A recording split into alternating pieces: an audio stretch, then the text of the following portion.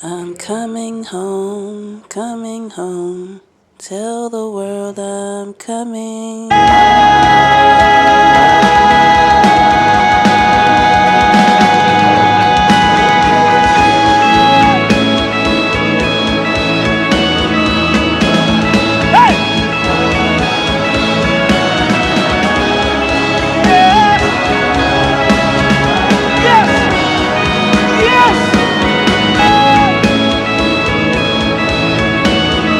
Good morning, guys. Good morning, good morning. Welcome to my channel. The Most High bless you. Thank you for stopping by.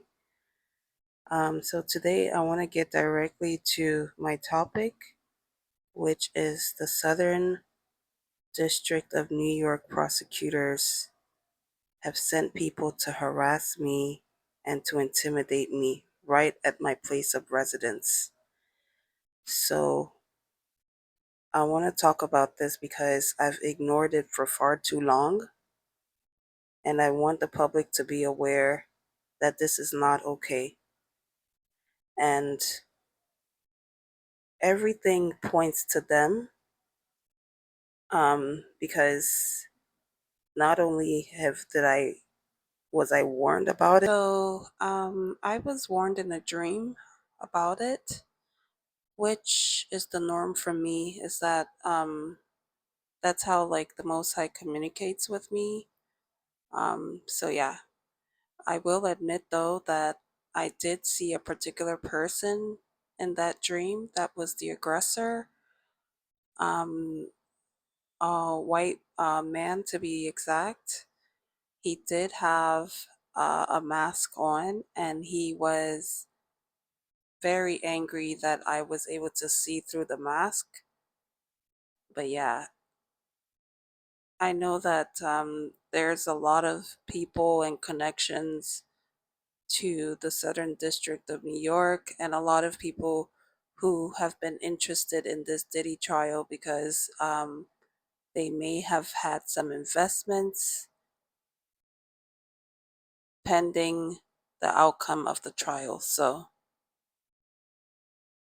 the clues that I had, the facts that I was looking at, they all seem to point to the fact that Miss Cassie Ventura, alongside the prosecutors, have been doing everything possible in and out of court in order to have a favorable outcome for them, even though um, they lost in court, based on the facts that they presented and the deliberations of a fair jury.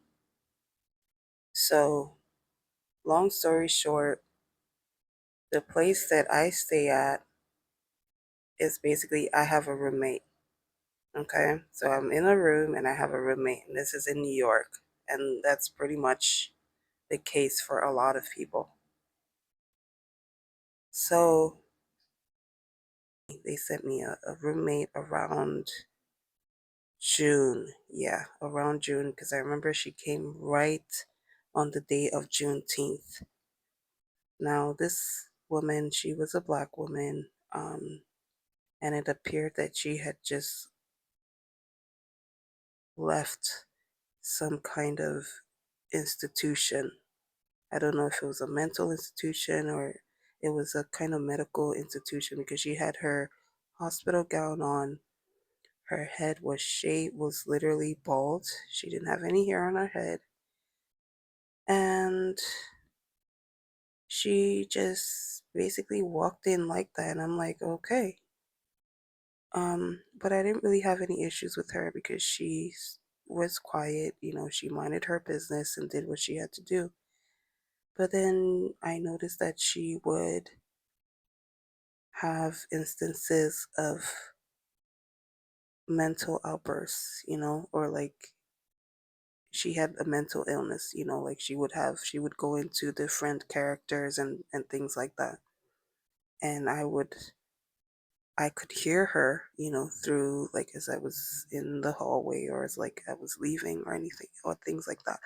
So On one instance, this was like in the middle of the night, she just started going off, like, not her, but like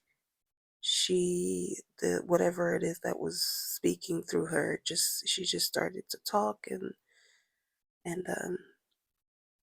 the person was just cursing me out, telling me to shut up, because usually when she starts, I just start praying, like, I rebuke that in the name of Yahusha, who is Jesus, you call Jesus or Yeshua the Messiah. So I rebuke it, and, the spirit, like, calms down, or leaves, or whatever it is they do.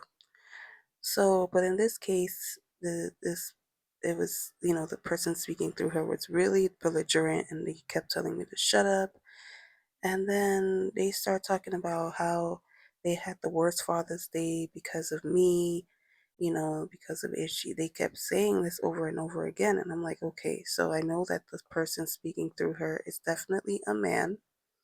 I don't know if this is some form of witchcraft or what it is, but that's my, suspicion, is that somebody in cahoots with Miss Cassie Ventura, and I'm gonna come to that. The reason why I'm putting her name in here, somebody is in cahoots with her, is practicing witchcraft, because, um, as I said before, when people start speaking and changing characters and things like that, there's either a spirit or spirits that have been sent to them to send a message, or they have been possessed with that spirit at that point in time, again, to send a message, or the person himself is speaking to that person to deliver that message. So, bottom line is they're trying to deliver a message. I also wanted to add that there are many different reasons why demons can possess a person. It's not always about delivering a message. And for people who practice like voodoo and different kind of religions, can attest to the fact that spirits will find bodies to speak through, in order to deliver a message or do whatever it is that they want to do. So I knew right on that, right then and there, that they were speaking to me, because as I was praying, and mind you, I pray silently, so it's not like they can hear me.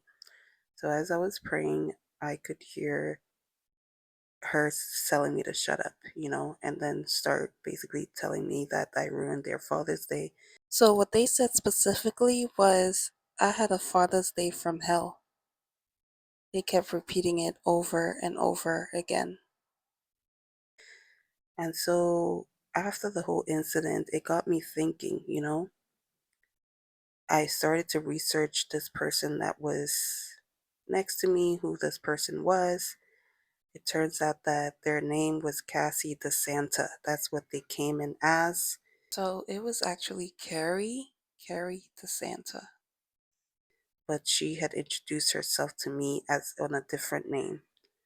So when I began to think about that name, I said to myself, okay, Cassie the Santa sounds a lot like Cassie Ventura, right? And secondly, when she kept talking about ruining her Father's Day, I'm like, well, does it mean that Cassie had a horrible Father's Day, or maybe her husband did? Because I'm aware that Cassie, she had just had her baby as of then. And so I wasn't sure like what the nature of that was, but I knew that based on the name that it had something to do with her and her husband, and with anybody else that she is in cahoots with. Okay. So long story short, this roommate ended up moving out like that same morning. So now fast forward a couple weeks later, right? Another roommate moves in, and this one is white. Okay. I don't know if I mentioned that other lady was black. Okay, so this one is white. And with this one, what she does is she basically talks to herself all the time. So, you guys, I wanted to add that when she's talking to herself, there's a caveat. Like, she's actually talking about me. Like, I'm the topic of discussion while she's talking. Does that make sense? And it's not like I'm spying or like I'm eavesdropping or anything. Like, I can literally hear her, maybe because the walls are thin, but I feel like she wasn't even trying to like lower her voice or anything, you know? Like, she wanted me to hear it. So, and but I don't really I don't perceive that she's being used like a spirit is speaking through her. I believe that she is was sent to basically try to rob me of my peace so that in doing so I can focus on her and basically not prayer and the things that I normally do. Um because as I mentioned to you guys before, this is spiritual warfare. And so we as children of the most high, we pray just like, the children of darkness have their own routines and things that I'm sure that they do. So anyway, and so basically it's come to a point where it's been building up, It's been building up and building up and it's become a sort of harassment. And so first it started with her, she would pretend to be on the phone. And the reason why I say this is because many times she'll come outside and have her phone charging, but then she's in her room and she's talking and then like I'll ask like hello, and then excuse me guys, and then she'll say, "Oh, um I'm on the phone right now." And I'm like, "Okay." So I don't know if she has two phones, but that's besides the point. My What I'm trying to get to is that she will literally um start saying things that she knows would like trouble me, Like on one instance, something in me just told me to just record a little piece of her conversation just so I can know that, okay, I'm not imagining this, Because sometimes things happen and you're like, wait, is this for real? So on that fateful day, it just happened to be that this girl was literally, it's like she was on the phone and she was like, oh, calling the person an N word. And I'm like, what? This is as I listened to it later because there was a point where it was so loud that it was literally infringing on my peace. So then, when she said the N word, I'm like, oh wow, okay, so this is way more serious than I thought. So I kept that at the back of my mind. And guys, I want to mention that right after this happened, because I did, like I said, I did record it. Right after this happened, my phone just strangely just like has a factory reset. The factory reset where like the everything just wipes clean? Yeah, it just strangely does that. But luckily I was able to actually transfer the files. So I still, God willing, I know I still have it somewhere because I remember I had like transferred it all to like my computer. Was it my computer? No, to my USB and to, different sources. So um yeah. But yeah, you guys, my phone just blanked out. So that's what happened. Can't tell me that's a coincidence. And like so she continued with this, and then the other things that she would do is she would go in the shower and she would like after while she's taking a shower. I don't know if she does this on purpose because there's practically no way that you can have shower curtains in the shower and still flood the bathroom floor. So that's what she would do. Like she would take showers and then come out and the whole bathroom floor would be full of water. And I'm thinking like, what are you doing? And it would be a struggle trying to get her to wipe it up. At first, because I used to put a towel there so you could like step right out the shower and walk on the towel but then she flooded the towel. So I had to like throw that away because then, like, obviously you can't use a wet towel. So I let that go. Like, she would do things and I would just pray against it because I know that it is a form of attack where when people are causing you to have a spirit of offense whereby you start to develop negative feelings, and then the negative feelings takes you away from your relationship with the Most High and things like that, So yeah, so she still does that up to this day. Even yesterday when I came to the bathroom was like I had to literally go tell her, go wipe the bathroom for. Mind you, she does this when she notices that I have to go somewhere. I don't know if she's like these people are tracking my phone or whatever, because I would literally, like, when I would go to the salon to work, she was like, when I started there, she's like, oh, I would start all of a sudden getting phone calls, and then like they left a message like, oh, I want to get my hair done, are you at the salon? And I'm now, mind you, this sounded just like her. I'm like, okay, nobody knows I'm at the salon, like, but you. So anyway, you guys, so that's one instance at the bathroom, getting wet and having to fight with her right when she knows that I have to, like, for example, if I have to go to church, right? She would do this like around 7:30, knowing that I will have to go, like, start getting ready at 8, right? Just so I'll have to say something to her, right? So then there's also other instances, fast forward like last 3 weeks. Yeah, last 3 weeks. Um, I'm going to go wash my clothes because we have a laundromat downstairs, or a laundry room. So then she proceeds to hurry up and get her stuff. You guys, so then I'm like, okay, this is crazy because I know that you do not wash your clothes every week. Like, but I think it's because she hears my trash. I have a trash bag where I put my clothes in. So it's like, you guys, I don't know what's going on. But anyway, so I follow her. We downstairs and she's already there. Come to find out, there's only two machines available. She's putting clothes in one, and then as I proceed to try to put my clothes in the other one, she starts putting her clothes in there too. And so I'm like, hello? Like, I'm trying to put my clothes, and she's like, I'm not talking to you right now. I'm not talking to you. You don't have a right. And then she's like calling me all kinds of names. She's telling me I'm this lesbian. You guys, she calls me everything in the book, right? And this is all unprovoked. Because up to that point, I hadn't even spoken to her. Like, we do not speak. We just, like, go in and out and, carry on with our days.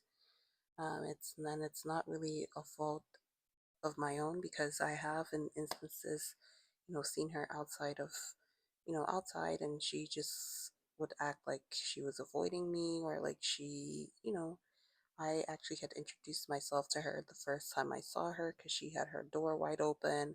I was the one that made myself available, so at no point in time had I given her any reason to, you know, to feel confrontational, or to, other than the fact that she obviously was doing the things that she was doing, so. And I admit at a point I lose it too, and I'm like exchanging words with her. I'm like, okay, well, either way, she needs to move her clothes. Excuse me, she needs to move her clothes because there's only two washers here, and you can only use one washer at a time. So long story short, she ends up moving her clothes, so then she starts to threaten me. Yes, guys, she's like threatening me. So she was saying that she would have me deported, and she kept going on and on about this is America. You have to do this and you have to do that. She also tried to throw the bottle of her laundry soap at me, and this was all in front of the security guard. She caught herself the last minute, which tells me that she is not all the way like crazy, if she was crazy. So at this point, I'm realizing that this is a spirit working. It's either that or she's like literally trying to push my buttons. So I start rebuking it. So then she gets quiet. So I'm like, huh, that's weird. So I'm rebuking it, and then I'm thinking like, okay, so it's either this lady knows what she's doing, or somebody is using her to try to get to me. Because I strongly believe, as I've stated before, that people will communicate with you through spiritual means. Some people anyway. Apart from the physical. So Um, oh, and one thing that she said again is she takes it the ratio. So then she goes ahead and says, tells the guard, "Oh, I'm sorry, because I don't want to act like a monkey." And I'm like, what? So basically, you are trying to say that I'm acting like a monkey. So that just stood out to me, and I'm like, okay, so you're basically like you're trying super hard to get me to where I don't want to get, I don't want to go. So, you guys, this is his what has been happening since then. Like sometimes I come home and the whole apartment is smelling like urine, And the last time I had to figure out, okay, what's going on, I routinely clean the bathroom and the common areas, just so it looks decent. And I remember one particular time I had just cleaned and mopped everywhere. Do you know this girl took like stuff from the laundry? Like she had just done laundry as of then, and like like the fuzz that comes out from from the dryer, along with the paper that you put into the dryer. I forgot what they're called, you guys, but it's like, so yeah, so she dumps all of them on the floor along with like some toilet paper and stuff like that. Like she dumped it on the floor that I had just cleaned. You guys, tell me, you cannot tell me that this person doesn't know what they're doing, right? So that was one instant. I let that go. I just ignored it. Like, cause I know when she starts like that, I just pray over it and just like keep it moving because I know that once I engage her, she's basically going to try to take it to a level whereby I can act out of character. And then by doing so, I'm sinning. For those of you who don't know, when you are like in the form of worship, or like you're fasting, or like you're praying, and you commit sin, it sort of breaks that chain, you know. So then you obviously you could go back and ask for forgiveness and go back, get back to it. But like people would do that on purpose. It's also a form of witchcraft, where people will get you out of character. Um, yeah. So that was an instance, and then I told you guys about the bathroom floor, and so now another thing that she's doing. Oh, and mind you, when so when the tissue thing had happened, and then when I'm trying to think of when it got to the point where I had to report to management. Uh, yeah, so it did get to a point where, okay, so it was the urine smell thing. That was the part that I could not take because as soon as I smelled it, I was like, oh my gosh, heck no. And there just happened to be a security guard, like walking by at that point, and she was like, hey, do not let this go. You need to have it at least documented just so that management knows. Excuse me, guys. So, just so that management knows what's going on. So, that's exactly what I did. I told him everything that was going on, including the details of the fight and all that. So now, what she's doing now is, as of this morning, I go to the bathroom, and what she's and she basically has wet clothes, like her wet clothes all on the floor. And again, I know that she is trying to have me engage her so that it can be escalated to something else, But I have decided I'm just gonna, document as I usually do. I take my pictures, you know, um, and just have it documented. So, you guys, why am I sharing this? I'm doing this again to show you guys the length that these people are willing to go. And by these people, I mean the prosecutors, along with Miss Cassie Ventura, are willing to go just to compromise this case and to have some kind of leverage, you know? And I don't know if this has gone as far as affecting the judge, because I have heard another YouTuber mention this YouTuber had been in court like every single day, you know, during the Diddy trial. And I remember him saying something like the judge talking in court, basically trying to be fair, trying to work with Mr. Combs. But then as soon as the lunchtime would come and everybody would leave, I don't know if he would go meet up with somebody who would either threaten him or do some kind of witchcraft. Because you guys, I do believe witchcraft is real. If you guys don't believe it, I believe it very much because people are doing it, okay? Nobody's gonna play with, don't let people play with you. Witchcraft is very much real and alive. You have people right now on Etsy selling witchcraft items. People are doing love spells, they're doing every kind of thing just to try to get their way, even when they know that they're wrong, you know? So, long story short, so apparently this judge would be saying one thing, and then as soon as he would go on lunch break, he would come back, or he would come back from lunch break, he would start saying something else, you know? So I have no doubt in my mind that it's very possible that this judge is being used and abused spiritually by somebody, um, most probably from, again, the prosecuting team. Because at this point, I would not put anything past them. And according to the stories that I have been hearing, these people are pretty much capable of doing all kinds of scandalous things just to get their way. If these people are willing to perjure, have the witnesses perjure themselves, and lie against Mr. Combs just to try to get a judgment against him, then I would not put it past them to have to bring people to harass me, you know? And so this is exactly what I have been enduring since, let's see, June. Yeah, since June. This is what I've been going through right at my residence.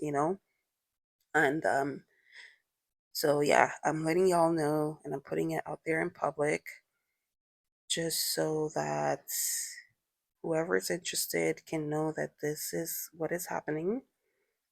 And just so you can also be aware that this judge in question might also be getting influenced by these prosecutors.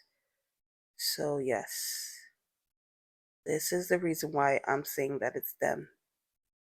Another reason why I'm pointing this to the Southern District of New York prosecutors or just somebody from that trial, the Diddy trial, um, is because when we were at the laundry room, when I was telling you that she had that outburst. So I remember one thing that she said to me was, she made a comment that, oh, that's a way to talk to a witness. And I'm like, okay, that's weird. Like, first of all, who was a witness here? And she's like, oh, she just brushed it off. But that really stuck to me, to my mind, because I'm like, okay, why are we talking about witnesses here? And oh, another thing is like she would mention things from the courtroom, like during the Diddy trial, like she would mention just casual things that happened. And I'm just like, wow, okay. And another thing also is she would, I remember on the day that Diddy, the jury was deliberating and they were gonna come out with their judgment or whatever. I remember I was praying on that day, and all of a sudden she just got up and I heard her, she was on the phone and she's like, oh, something went wrong, like this is not working according to plan. And then she just rushed out the room, and I'm thinking like, oh, okay, so it's instances like that that just made me to know that for a fact that this is different from the other roommate. But either way, they're both harassment. It's all a form of harassment because the end goal, I'm thinking the end goal is to either distract me or to make me in distress. So like I feel fear, or like I feel like, okay, this is getting weird and bizarre. So yeah, and that's another reason why I'm bringing this all out here so you guys can know and be aware the games that these people, the Southern District of New York, and all their people they're in cahoots with are doing, you know?